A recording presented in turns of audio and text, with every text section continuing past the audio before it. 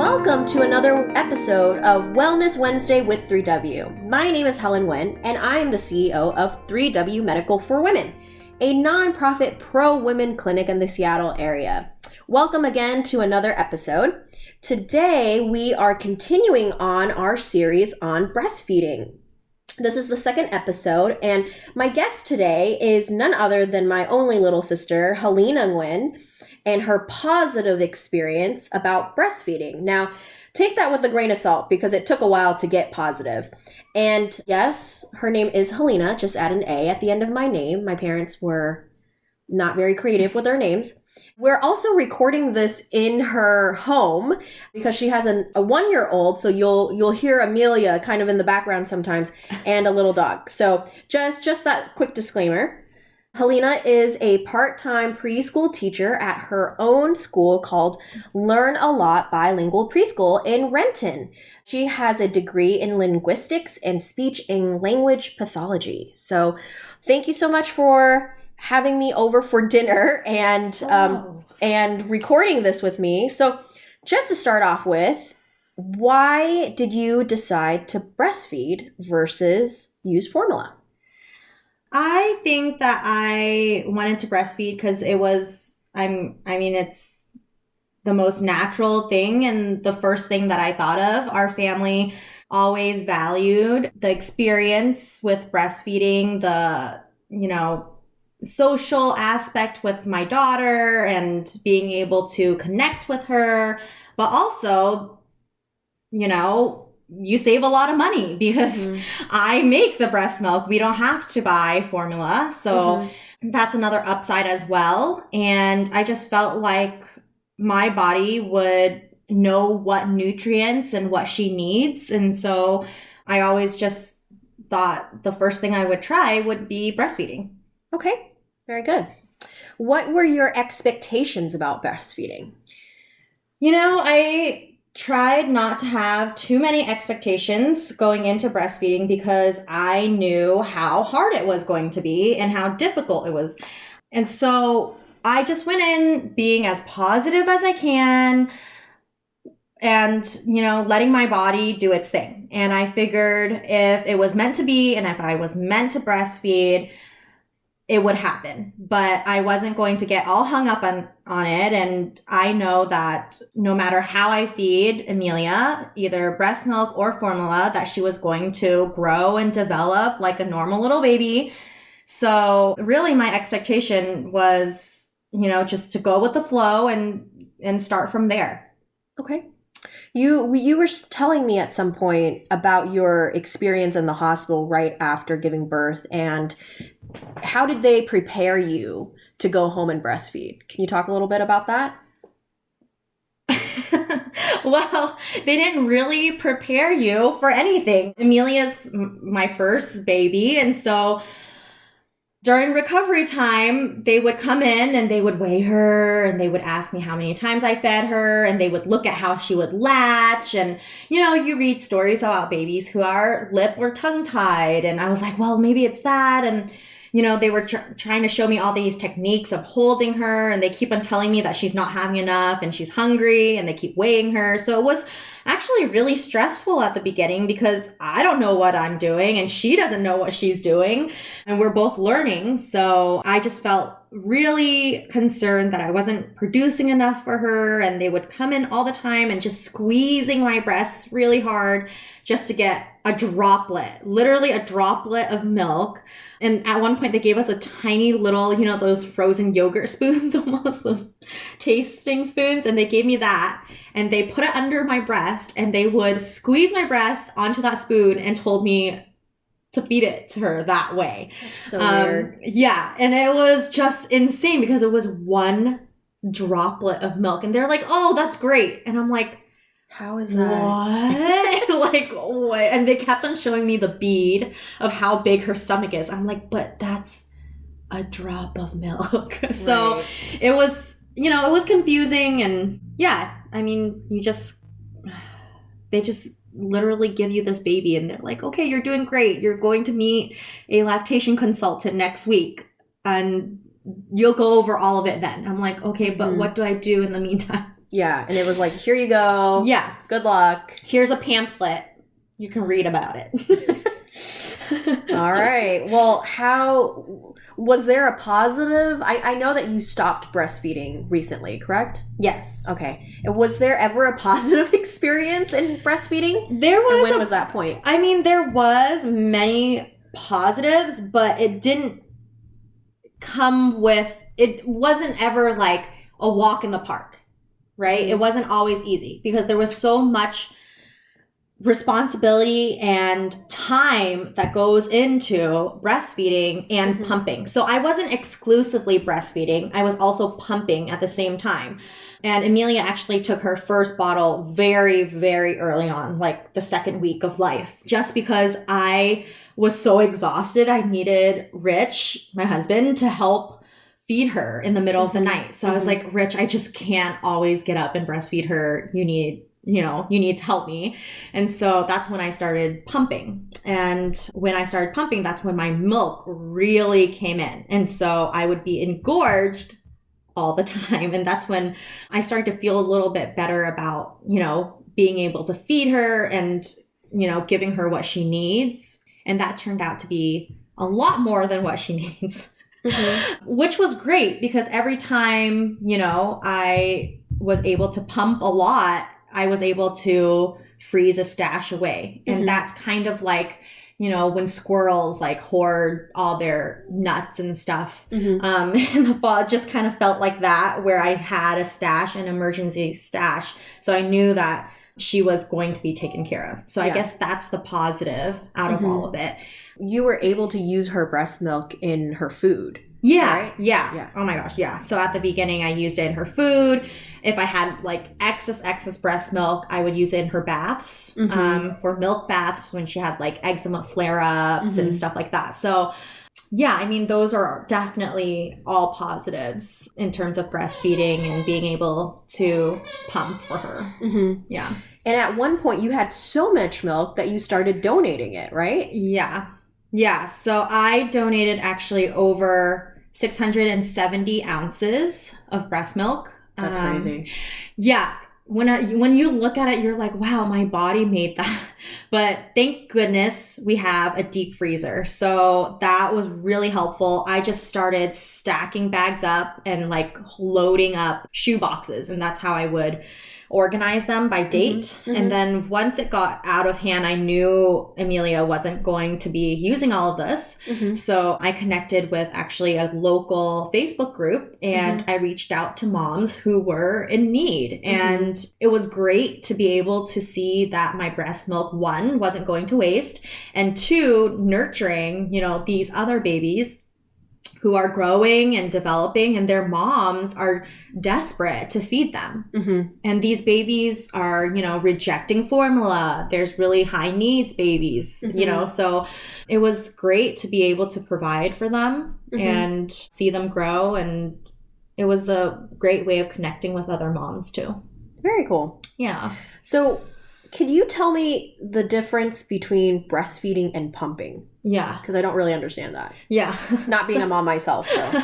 So, I mean, to me, it goes hand in hand. There's really no difference. I mean, a lot of people who are like pro breastfeeding is like, breast is best. Meaning so exclusively breastfeeding, no bottles, no pumping, the nutrients in your milk will just disappear once it, gets into the bottle. But you know what? It saved my sanity because at one point, I remember early on, I was breastfeeding Emmy in the middle of the night, early morning hours, and I fell asleep. She literally almost rolled out of my arms onto the ground, and I jolted awake. This little face just was like looking at me, and I was like, oh my gosh. So that's when I knew I needed to start pumping and giving her the bottle. And thank goodness she has been such a good baby. She did not have any nipple confusion. She did not mind the bottle. She did not mind frozen breast milk, any of that stuff. So that's when I knew. I was like, okay, for my sanity, for Amelia's safety, for everyone, I needed to pump. And that was that was fine with me. And I needed to pump anyways because I was an oversupplier. Mm-hmm. So even when I breastfed her afterwards, sometimes I would have to pump because she couldn't drink all of it. Yeah. To relieve the engorgement in my breast. So to me, it's the same. Yeah. Yeah. Yeah. So how long did you pump for, and usually what does that all entail? At the beginning, when I was really, really so much milk, I would pump every 1.5 to 2 hours, and it would be at least 15. Yeah, I would say an average of 15 minutes each time. Oh my gosh. But so you think about it, every 2 hours, 15 minutes each time, and then thinking about all the pump parts, because you don't have like 10 different bottles and pump parts. So every time you pump, you have to wash it and then sanitize it. So I was like doing someone needs to come up with a better way of doing this. Doing all of that. And then even when your baby sleeps overnight, so Emmy sometimes at 3 months would sleep overnight, I would still have to get up almost every 2 to 3 hours just to pump. Because it would get so full? It would get so full and it'll hurt so bad I wouldn't be able to sleep. So if I didn't pump, I wouldn't be able to sleep anyways. So even when she slept overnight, I would get up just to pump. And then one night, I remember pumping in the middle of the night. And I had so much milk and I fell asleep and my pump was going. It overflowed onto my pants. Oh my gosh. So I literally jumped out of bed, but I couldn't scream because Emmy was still next to me in her bassinet. And I was like, because it scared me awake. So one of my breasts overflowed, so I had to clean that all up quietly. And then make sure you store your milk in the fridge. So I'm doing all of this half awake, still in pain, So you have to take care of the milk too, and the baby and everything. It's I always tell people, and this is what my OB aunt says too, giving birth is one thing and breastfeeding and pumping is a whole nother level. And it's definitely true because there's so much that goes into it, and commitment. It takes so much commitment to breastfeed. Mm-hmm. So are you glad you did it? Yeah. I mean, I would do it again, mm-hmm. right? I would do it again. And I still actually have a lot of breast milk in the deep freeze. I'm waiting kind of last minute to donate it, probably in the next few weeks before it expires. But I would definitely do it again. And I think the next time it will be even better because now I know what to expect. Mm-hmm. And hopefully I'll be able to, because you never know, which with every pregnancy it's different, but be able mm-hmm. to have enough and be able to feed my baby, right? Mm-hmm. So, yeah. So why did you stop breastfeeding? Oh, I was just done. The God honest truth, I was so done. So there's a lot of moms. I'm on different mom groups. There's this mom that literally sat there and calculated how many ounces her baby would take and calculated down to the day of when she could stop pumping and breastfeeding. Oh my gosh. Yeah. And she's like, so this is how many ounces. Okay. And I was like, that's intense. But I totally know how that feels. And a lot of moms, kudos if you could breastfeed till they're 2. But I was just done and I was ready to have my body back. And I knew Emmy was still growing and, thriving on my frozen breast milk. And I naturally weaned her too. So just, slowly giving her less, slowly pumping less. And so my body just knew it was time to stop. Oh, so you're not pumping anymore? No. God, no. Oh my gosh. I stopped that at 13 months. Okay. So a month ago. She's 14 months. And she's doing fine. Yes. She's completely on her other milk now. So she's not on any more breast milk. Uh-huh. But yeah, the pumping thing I stopped because it was just so much to do. It was taking a lot of time away from her as well. Yeah. So I would have to reserve that time more than spending time with her after dinner and stuff, just to sit there for 20, 30 minutes to pump. Yeah. So this all seems very intense. It was definitely an experience. But then like after a while, like it's just part of your daily routine. Yeah. Yeah. And then once after 3 or 4 months, when my body regulated a little bit more and my breasts weren't as engorged, it was more comfortable, So I was like, okay, I can pump, but I could stretch it to like 3 or 4 hours or 3 to 5 hours, more than every 2 hours. Right. Okay.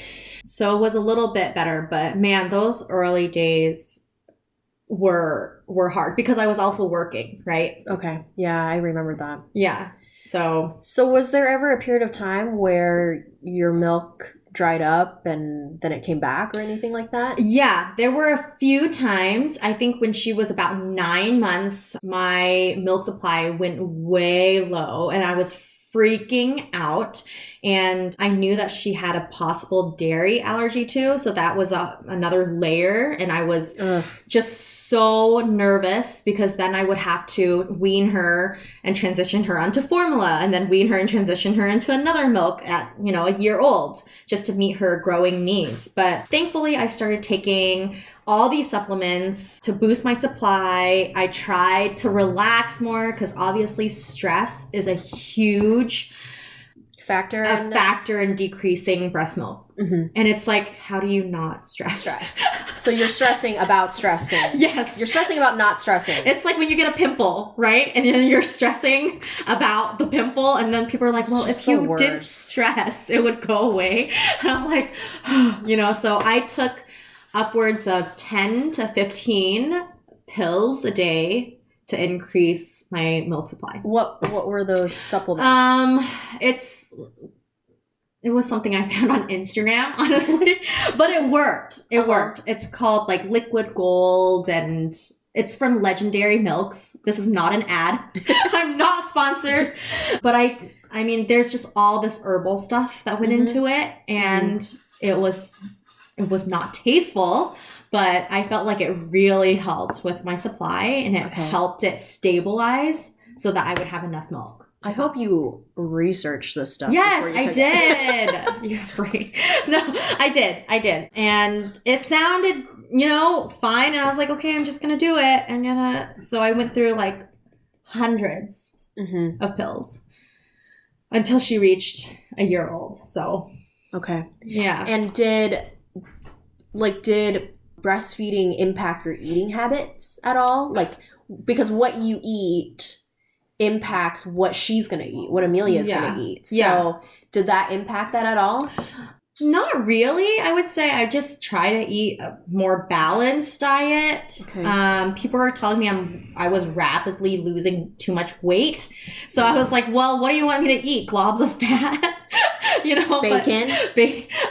But I mean, I ate everything normally, right? And it's hard to eat as a mom because it's like, when do you find the time to eat in between everything? But you just leave snacks everywhere. That's kind of a tip that I give to new moms. Like in every corner of the house, you should have some kind of snack, nuts, bars, anything that you can pick up. Because at any moment, you could die from hunger. It almost feels like. And you couldn't drink while you were breastfeeding, right? Or did you? Alcohol? Yeah. I didn't really. No. I probably could count, did you pump maybe and dump? Twice. No, I didn't. Okay. Because a lot of things that I read was like, once I never drank that much anyways. Yeah. Right? So it would be like 2 sips of wine. And that, if it doesn't affect me, I feel like it would be so diluted through my breast milk. Yeah. By the time it reached her anyways. Yeah. So that makes sense. Yeah. So what is one thing about breastfeeding that you would like to tell our listeners? Is it like, what is one thing that you want them to take away from breastfeeding, from your experience? I think, cherish that connection that you're able to have with your child whenever you're breastfeeding, even though sometimes it takes 30 to 40 minutes away from your day, or it feels like another chore almost. Mm-hmm. But your baby is only a baby for so long, and that connection and that bond will always be there through, breastfeeding. Nobody else, well, I guess nobody else, not their parent, not their dad, not, their grandparents, not, their aunts or uncles or whatever, can breastfeed them. Mm-hmm. And so this is your time to be with them, and only your time to be with them. Mm-hmm. So really cherish that moment as much as you can, even though it feels like you have a million other things to do. And there's always a list going through your head, but just, take that moment in and relax as much as possible. So, okay. yeah. All right. Well, thank you for this episode today. And thank you to our listeners and tuning in to our series concerning breastfeeding. So our next episode, which is the third part of the series, will be with none other than our president and medical director, Dr. Susan Rutherford. She will be giving her viewpoints about breastfeeding from a medical perspective. So be sure to tune in to our next episode in this series on breastfeeding. And if ever you have, as our audience, any questions, concerns, or topics you'd like us to talk about, please feel free to reach out by visiting our website, 3wmedical.org. That's number 3, letter W, medical.org. When you're there, please click on Wellness Wednesday, the tab up on top. There you will get to our Wellness Wednesday podcast page, and you'll get to engage with us more. You'll get to sign up for our newsletters that talks about these different topics that we're talking about today. And also there's a little corner where you can ask Dr. Rutherford medical questions that you're just curious about. So be sure to click on that and tune in every Wednesday at 10 o'clock. There's a new episode that comes out, and we're just really excited for you to join us. So thank you again for tuning in, and till next time, be well.